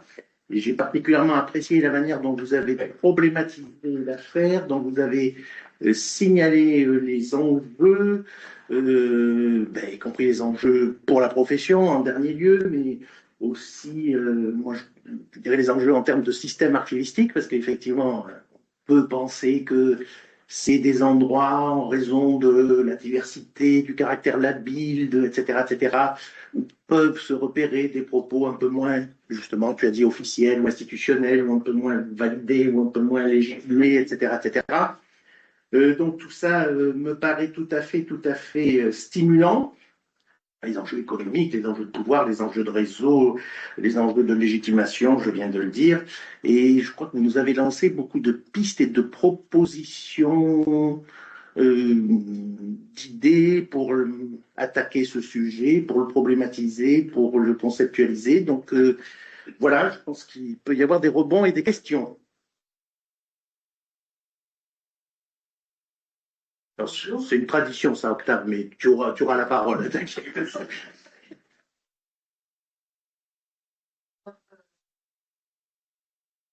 Présentation tout à fait passionnante. Moi, j'avais une question alors, qui concerne peut-être plutôt Margot, mais c'est en comparaison avec aussi l'autre intervention d'Adélaïde, c'est les modalités d'interactivité du podcast. C'est-à-dire que, évidemment, le blog, il y a une interactivité qui peut être immédiate. Pour le podcast, ça n'est pas la même chose. Je pense que ça passe par des dispositifs, disons, associés au podcast, extérieurs au podcast. Est-ce que ça peut, dans certains cas, être un frein à l'interactivité, entraîner des délais, enfin voilà. Merci pour cette question. L'interactivité sur les podcasts, elle peut prendre différentes formes. Alors l'interactivité en direct, non. Enfin, À part des productions qui sont plus que je connais moins, mais qui sont plus sur des plateformes comme Twitch ou ce genre de choses, qui sont plus de la vision ou de la vidéo en direct, où là il peut y avoir de l'interactivité, ou des enregistrements de podcasts aussi en public et en direct, où on retrouve voilà comme aujourd'hui des questions-réponses sur un format conférence. L'interactivité, par contre, elle se retrouve dans les podcasts sous forme soit de boîte à questions, soit d'audio envoyé par des auditeurs et des auditrices qui sont ensuite diffusés sur les podcasts avec une réponse éventuellement ou un montage. Si vous voulez des exemples de ça, il y a un podcast qui s'appelle Dans la jungle du digital, qui est un podcast qui présente des outils numériques pour faire du digital learning. Et sur la série d'été, ils ont collecté des témoignages de personnes qui font de la formation, enfin du digital learning. Et ils ont fait des montages pour les rediffuser. Il y a d'autres podcasts où il y a ces boîtes à questions, soit sur Instagram, soit sur c'est tout petit, que tu retrouves plus, SpeakPipe, ça s'appelle, qui permet de poser des questions, Alors c'est pas en direct, mais que l'autre après, sur lesquels l'autre répond. Je dirais que l'interaction, elle se joue peut-être après sur des outils décalés comme les réseaux sociaux ou sous des articles de blog. Est-ce que ça répond à la question?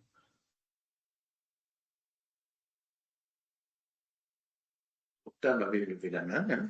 Ça viendra, Florence, ça viendra. Merci beaucoup pour cette communication qui était vraiment très intéressante. J'ai aussi une question qui, comme celle de Véronique, porte un peu sur les limites du podcast. Et je pensais au fait qu'on ne puisse pas montrer des choses, qu'on ne puisse pas diffuser d'images, contrairement à une vidéo, par exemple, ou à un blog. Et donc, je me demandais comment vous, Margot, ou les autres auteurs et autrices de podcast, vous contournez cette limite, comment vous la dépassez. Je pense que notamment pour la question de la diffusion des savoirs archivistiques, ça peut être utile de montrer des images. Voilà, donc c'est le sens de ma question. Alors en fait, le podcast, il peut être avec du contenu visible. Il y a beaucoup de podcasts qui diffusent à la fois sur les plateformes de podcast et sur YouTube avec avec du contenu vidéo. Le fond de l'archive, c'est le cas. C'est un podcast audio où quand vous l'écoutez sur YouTube, vous avez des illustrations. Alors c'est pas un podcast filmé. Il y a des podcasts, alors là, je peux vous citer un exemple, mais ça n'a rien à voir. La Matrescence, un podcast qui parle de parentalité, où les épisodes sont désormais filmés et où elle montre parfois des choses à la caméra. Mais moi, je les écoute uniquement par audio et ça marche très bien. Voilà, donc une limite qui est en fait déjà d'après moi, dépassée par les producteurs et les productrices de contenu. Ceci dit, pourquoi sur Archivistica il n'y a pas de contenu vidéo? C'est parce que ça demande encore plus de temps et c'est très long à produire. Voilà. Passage, ce qui me frappe, moi, c'est le caractère évidemment très flou de toutes ces catégorisations, quoi. C'est-à-dire que déjà, entre le podcast, au départ, ça m'a fait beaucoup interroger. Je me disais, je comprends pas quelque chose. Entre le podcast replay et le podcast natif, ça porte le même nom, si je puis dire. Bon, avec des images ou sans images, etc. Mais bon, on sent bien que ça fait partie du caractère adaptable et modulable à l'infini de la chose, quoi. Mais il y a des appellations qui disparaissent aussi. Je me souviens, à un moment donné, ici, c'était beaucoup la mode de faire des web documentaires. Webdoc. Elle a disparu presque, cette appellation. Bon, voilà. Mais c'est intéressant en soi, bien sûr. Je pense. Oui, et si je peux préciser, sous la catégorie podcast, il y a des choses très très très diverses. Parce que par exemple, Archivistica, c'est un format très simple avec soit des épisodes solo, soit des interviews. Il n'y a pas du tout d'editing. Quand on écoute des podcasts, par exemple, produits par France Culture, enfin des émissions avec du son qui vient éclairer des propos ou même qui vient donner une ambiance, des choses, enfin un montage avec différentes sources de données, c'est aussi un podcast.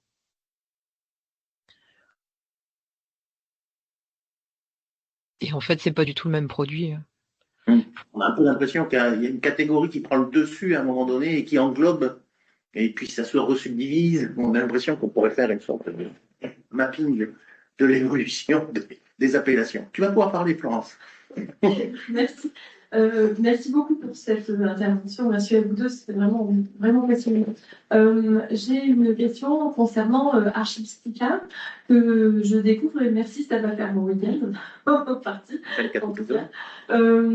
J'ai une question justement sur l'économie de l'attention. Parce que quand on écoute des podcasts, on s'attend parfois à un format un peu rigide en termes de temps. On se dit, tiens, j'ai une demi-heure, j'ai une heure, j'ai 20 minutes, et parfois on s'intéresse à un podcast sur la question de la temporalité. Et ma question concernait Archivistica, où je vois que, et à la fois ça m'étonne et ça m'intéresse, on a des durées allouées au podcast qui sont assez variables en fait, qui peuvent aller, alors là j'en ai que quelques-uns sous les yeux, mais qui vont de 12 minutes par exemple à presque une heure.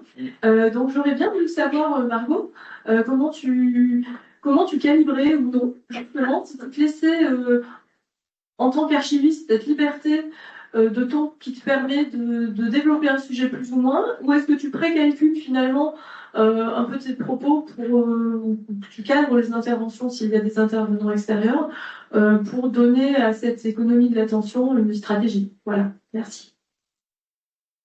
Ouais, en vrai, j'ai une stratégie. J'ai pas fait que du scientifique.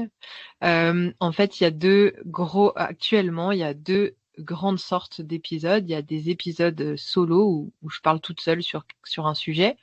Et là, ces épisodes, ils vont de 8 à 15 minutes. L'idée, c'est que les personnes puissent écouter ça assez rapidement. C'est des épisodes que je voudrais inspirants, en fait, c'est des épisodes où j'aimerais que les personnes qui écoutent, ça leur fasse juste commencer une réflexion et que ces personnes-là, elles terminent leur réflexion toutes seules. Et puis, il y a des épisodes avec invités, et là, le format est plus long, aussi parce que c'est les formats invités. Moi, je suis une très, très, très grande consommatrice de podcasts, et j'ai moins de difficultés à écouter des interviews qui sont longues que des personnes qui parlent tout seuls pendant une heure. Je trouve ça assez long. Et du coup, les interviews, je les cadre effectivement à l'enregistrement, avant montage, entre 45 minutes et 1h30, sachant qu'après le montage, même s'il est très fin, un montage très succinct, il m'enlève toujours du temps sur le temps de l'épisode. Et donc il y a ces deux formats. Et actuellement, le format le plus écouté, c'est le format interview, c'est le plus long. Donc je pense qu'il répond mieux aux attentes. C'est aussi un format qui a plus de diversité de sujets. Par contre, c'est un format qui demande beaucoup, beaucoup d'heures de travail. Merci. Raison pour laquelle je maintiens des formats de 10 minutes, parce que là, je vais vous donner quelque chose sur l'économie de l'attention, c'est que maintenant, j'essaye de m'en détacher, mais ce qui fait qu'un podcast peut construire son modèle économique, c'est son audience, et que si on veut de l'audience sur un podcast, il faut du trafic, et si on veut du trafic, il faut des épisodes. Et donc, des techniques de podcasteurs ou de podcasteuses, c'est de produire des petits épisodes à moindre coût, on va dire, enfin qui demandent moins de temps, qui vont faire peut-être 60-70 écoutes, mais c'est toujours ça qui viendra se rajouter en statistiques d'écoute sur les écoutes mensuelles. Alors moi, ça se joue à 70, mais pour les gros podcasts, ça se joue à plusieurs milliers, voire plusieurs millions d'écoutes sur des tout petits épisodes. Au passage, économie de l'attention, ça aurait fait une très bonne communication pour le forum de Rennes, là, ce que vous venez de faire, parce qu'il y a que c'est en principe un des sous-thèmes les plus importants, mais que la directrice ou présidente, je ne sais plus quel était son nom, Agnès Vatican, du comité scientifique, a eu du mal à faire émerger quels enjeux pour les archives dans l'économie de l'attention. Et donc là, on y est en plein avec ce qu'on vient d'évoquer. Oui, pas le temps. J'anime. Oui. Bénédicte. Donc, Margot et Adélaïde, merci à vous deux. Je voulais dire deux choses à Margot par rapport à la carte que tu as montrée, parce que de mémoire et à peu de choses près, c'est la carte c'est la carte que l'on tire quand on regarde nos analyses statistiques de consultation du portail international statistique francophone. Ah, quel honneur!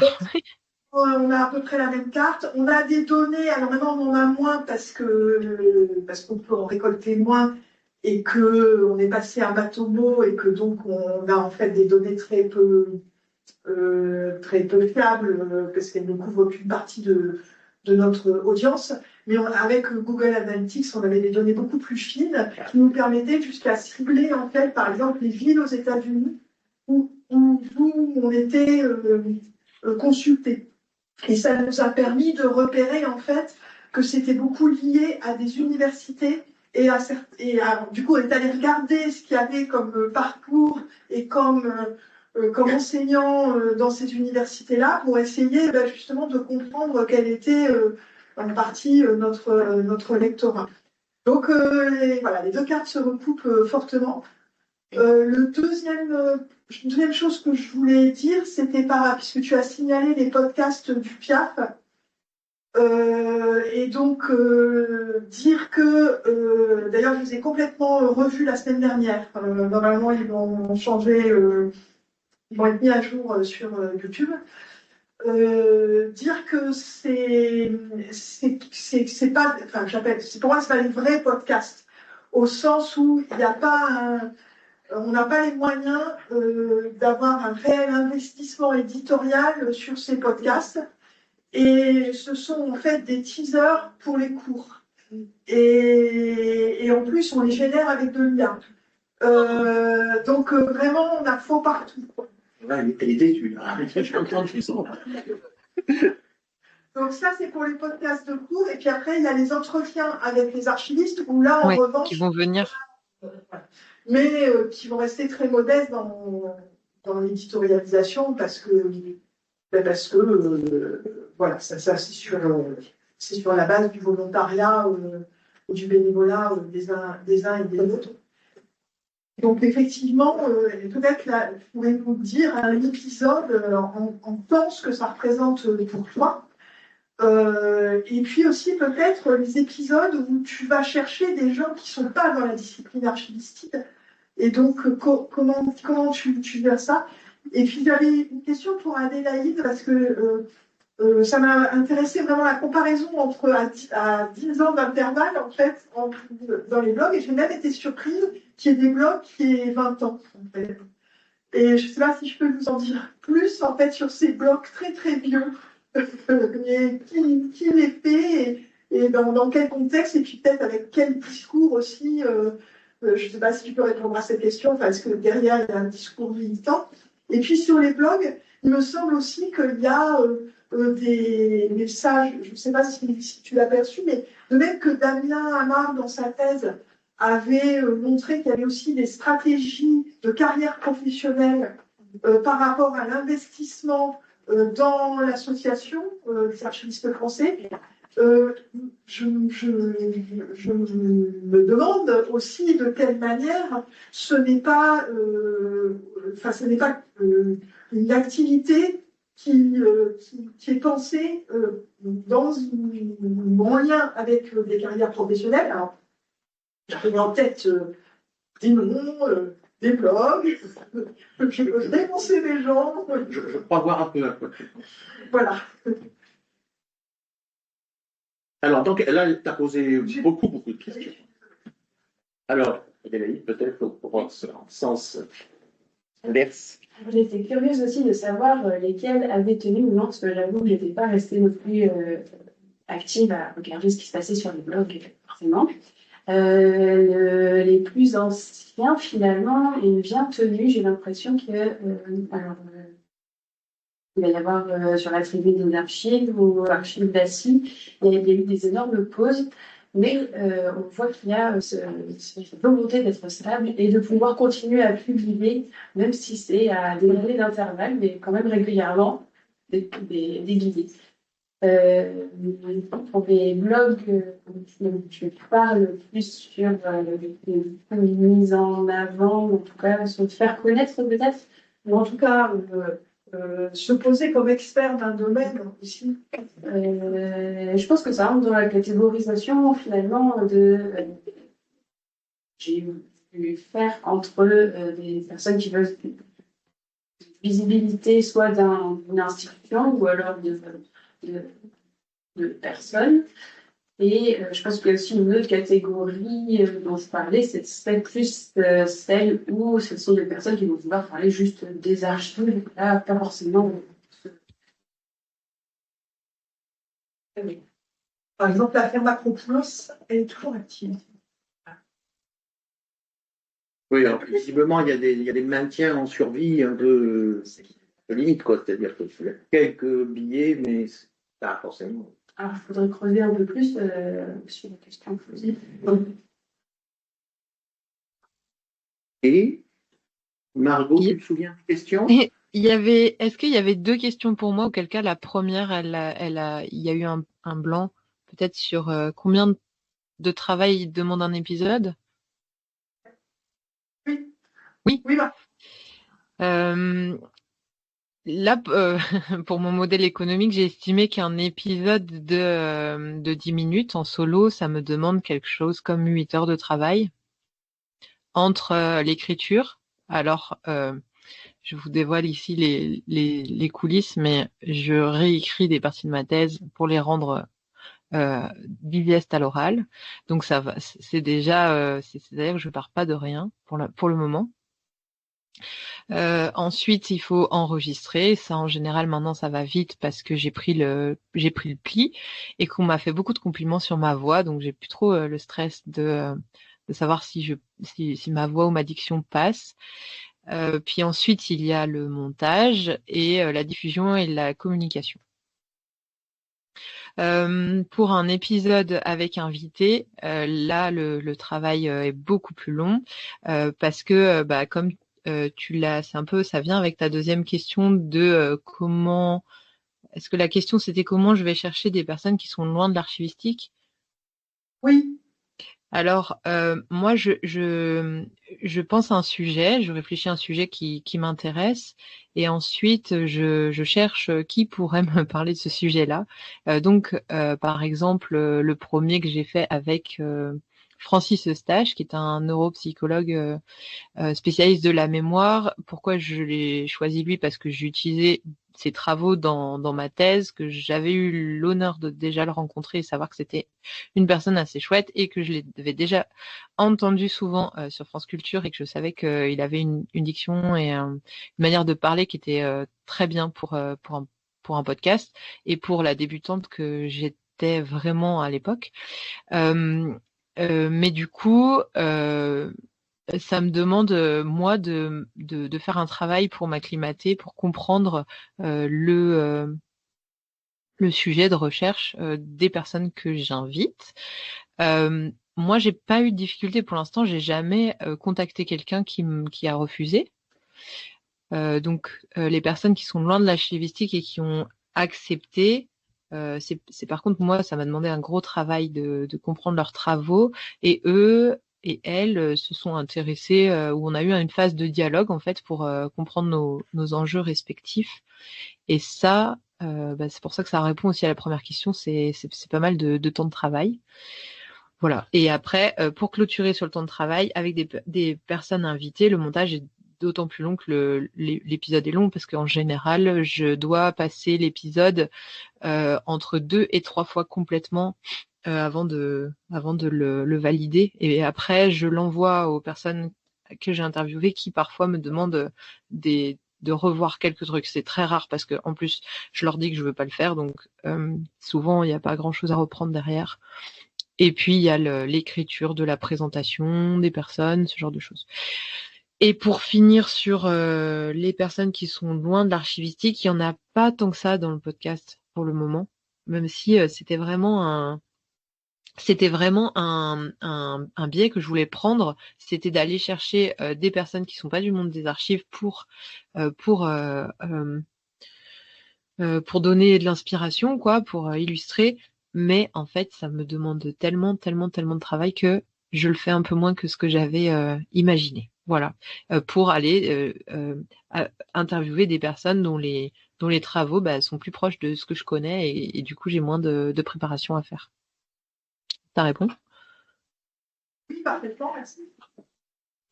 Très bien. Alors, beaucoup d'enseignants-chercheurs se sont exprimés, mais il y a aussi des étudiantes et des étudiants dans la salle, des doctorants. Ah oui, j'ai dit enseignants-chercheurs. Les doctorants sont des jeunes chercheurs, sont des chercheurs. Non, mais ils sont qualifiés comme ça par la littérature européenne. Alors, ceci étant dit, allez-y. Questions? Véronique avait encore des tentations, avait encore des. Oh, Véronique.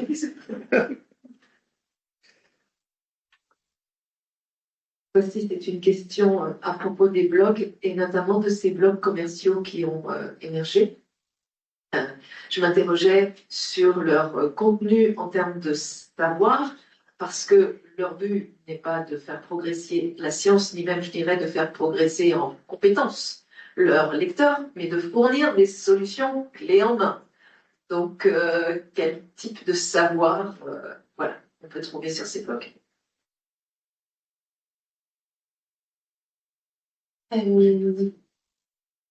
Alors,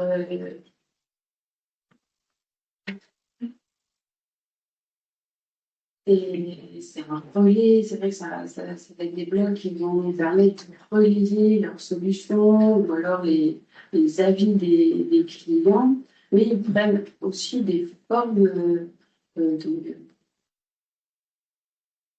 donc peut-être que dire en premier que les blogs dont je parle ne parlent pas forcément d'archives, de théorie archivistique, et que je parle d'archives de manière générale, et que ces blogs sont pas un savoir théorique, mais peut-être plus un savoir pratique.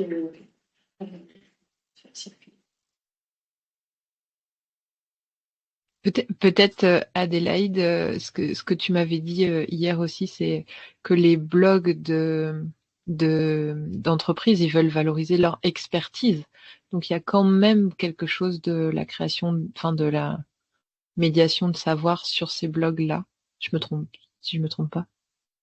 Et il me semble particulièrement sur tout ce qui est archivage électronique, parce qu'il y a, enfin, je pense en particulier à une entreprise, des consultants qui ont développé des produits où en fait ils expliquent, ils font des propositions, ils expliquent un certain nombre d'outils utiles en archivage électronique, mais qui ne sont pas directement liés en fait à ce que eux ils ont comme offre. Simplement, il faut comprendre ces briques-là pour voir après l'intérêt de leur offre. Donc il peut y avoir quand même du contenu, des savoirs à l'intérieur de ces blogs. Il me semble que même historiquement, en dehors même des blogs, mais sur les sites, les prestataires, ils mettent souvent des définitions d'archives. Ils aiment bien.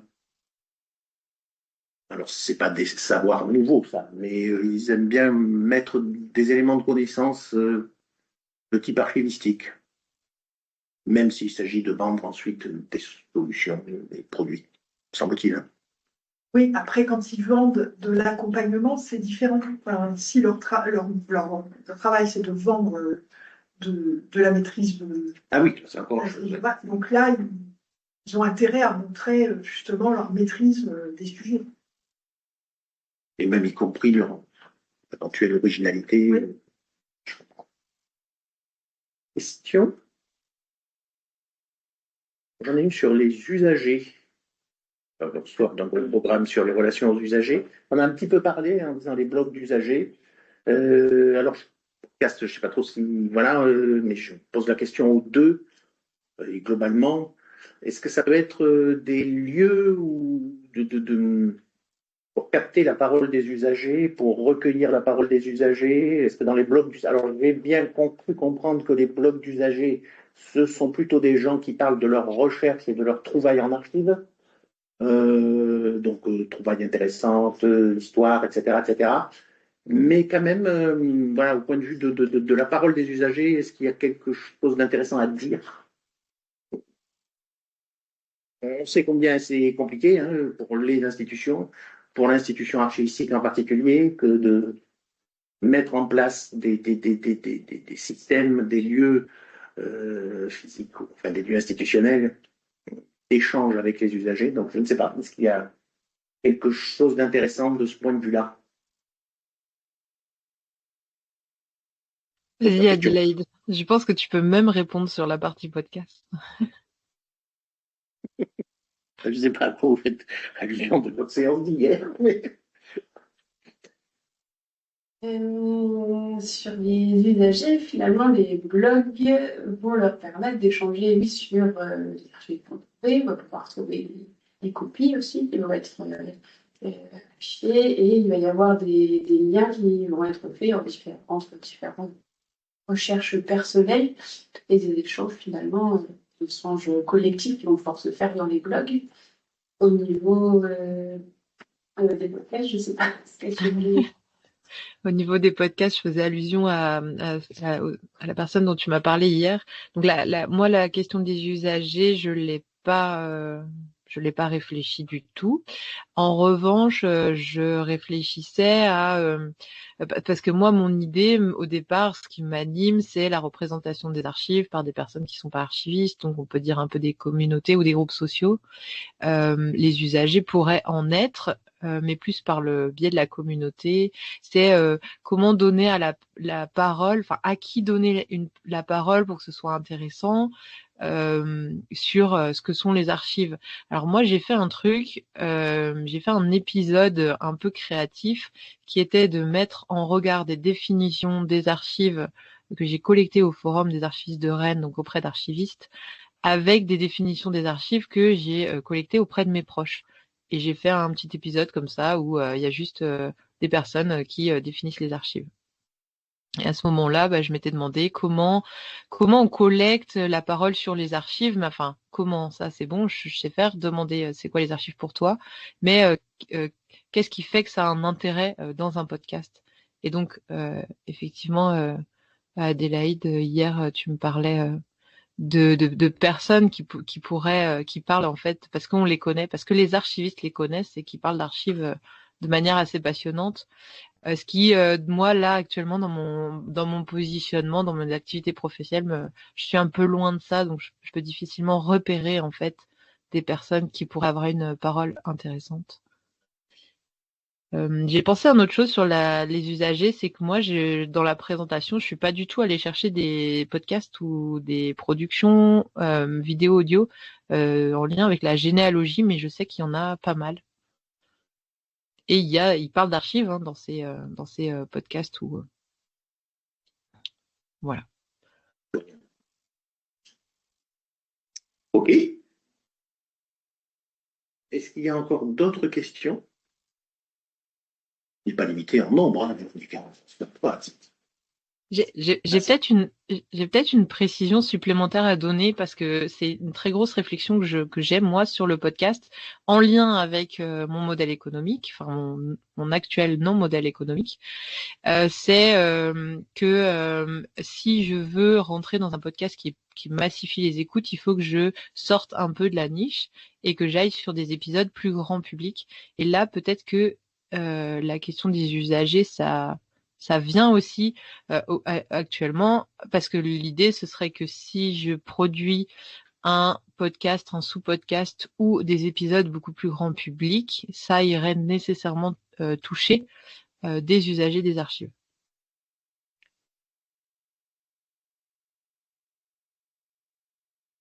Oui. Merci. Juste pour réagir à ce que vous venez de dire, Margot, une autre question que je me posais sur votre modèle économique, comment le développer, c'est la possibilité de faire des épisodes avec d'autres podcasteurs. Enfin, je sais, par exemple, sur YouTube, il y a beaucoup d'invitations d'un vidéaste chez un autre ou chez une autre. Je ne sais pas si ça marche comme ça aussi dans le monde du podcast, mais ça permet parfois de faire découvrir aux auditeurs et auditrices d'autres choses. Donc, est-ce que c'est quelque chose que vous avez envisagé, on vous a proposé ou que vous pouvez proposer à d'autres personnes? Oui, d'ailleurs, on l'avait mis au départ dans la com et puis je l'ai enlevé, n'ayant pas assez de contenu à vous dire là-dessus. C'est une pratique du monde du podcast que de s'inviter pour élargir l'audience et augmenter la découvrabilité du contenu. Et effectivement, j'ai un épisode croisé avec un podcast qui s'appelle Décidéo avec Philippe Newbourg, qui est un professionnel de la donnée, où c'est lui qui m'a lancé la proposition. Et donc on a enregistré ensemble un épisode qui était dans un format peut-être 20 minutes, je sais plus, mais qui allait dans nos 2 podcasts. C'est quelque chose sur lequel je réfléchis, mais là sur quoi je suis en difficulté actuellement, c'est pas une énorme difficulté, mais où je suis coincée un peu, c'est parce qu'il n'existe pas beaucoup de podcasts, on va dire en proximité, frères et sœurs, sur la parentalité. Ils s'invitent entre eux, puis ils parlent tous de parentalité, donc quelque part c'est facile. Dans l'histoire c'est pareil, mais moi mon public cible, j'ai pas beaucoup de personnes qui iraient écouter un autre podcast avec du coup le risque d'avoir une fuite aussi des auditeurs et auditrices sur quelque chose d'autre qui les intéresserait plus parce que pas le temps de tout écouter, clairement. Voilà. Oui, tu avais l'air de dire du côté un peu des sciences de l'information donnée que ça pouvait se faire. Mais bibliothèque, pourquoi pas finalement, non? Non. Il y aurait de la fuite. Sur les podcasts d'histoire, ils peuvent Oui, bien sûr, ils peuvent. Je te laisse répondre, Margot, mais Oui, dans des podcasts d'histoire, j'ai réfléchi. Pour le moment, j'ai pas trouvé l'angle d'attaque. Là, je me suis mis une piste à suivre du côté des musées d'une personne, un podcast qui s'appelle L'œil du tigre ou J'ai l'œil du tigre. Donc sur la médiation en musée. Et effectivement, alors en bibliothèque, j'ai pas trouvé énormément d'offres de podcasts. Et je pensais à ça tout à l'heure sur une question, c'est que en bibliothèque, il y a des podcasts, il y a un podcast qui s'appelle Deux connards dans un bibliobus, qui est un podcast très très libre, très enfin qui parle pas mal aussi de politique, mais sur un ton très je sais pas comment qualifier, mais très libre et pas très scientifique, quoi. Je sais pas comment dire ça. Et j'avais l'impression que ça pouvait un peu caractériser une différence de monde entre les archives et la bibliothèque, avec les archivistes qui sont un peu rigides dans des cases, et bibliothèques parfois un peu plus déjà. Je trouve pas le monde vulgarisé. Je trouve pas le mot. Voilà. il y a certainement différent. Du côté des blogs en bibliothèque, donc il a été rappelé qu'il y en a de très nombreux, hein. Il me semble qu'il doit y avoir peut-être plus de choses du côté. Ah oui? Il n'y avait pas beaucoup de choses du côté que je raconte mon métier, ma vie de bibliothécaire, etc. Non, je me trompe. Particulier, il me semble. C'est plus institutionnel. Voilà. Ok. Donc à l'inverse de ce que je dis là. Et thématisé, par exemple, sur du droit ou sur des choses. Ah oui. Ok. Sur l'histoire, évidemment, mais je ne sais pas si c'est ce que Margot souhaite vraiment développer, parce qu'on va retomber sur les usages historiques des archives et moins sur peut-être ce qu'elle. Voilà. Je sais que l'intermédiaire entre vous. Mais je Et comprends bien, la stratégie d'invitation est sans doute un nœud de l'affaire. il se trouve que si jamais je m'oriente vers des épisodes plus grand public, l'invitation par des podcasts dans des podcasts d'histoire sera là intéressante. Mais actuellement, je pense que les podcasts que je diffuse seraient pas très très intéressants pour la majorité des auditeurs et auditrices de podcasts d'histoire. Mais il y a du potentiel, hein, ça c'est clair. Il faut du temps. D'accord, très bien. Est-ce qu'on s'oriente vers la fin de nos échanges? Vous avez compris que pour aider Margot dans son modèle économique, vous allez tous Oui. écouter son podcast. On n'en est pas très très loin, hein, j'ai retenu les chiffres. Hein. Oui. Mais c'est parce qu'il faut faire des petites séquences. Bon, écoutez, si on en reste là, c'est bon. Eh bien, à nouveau, merci beaucoup. Merci à vous deux. Merci. Merci à vous. Merci beaucoup.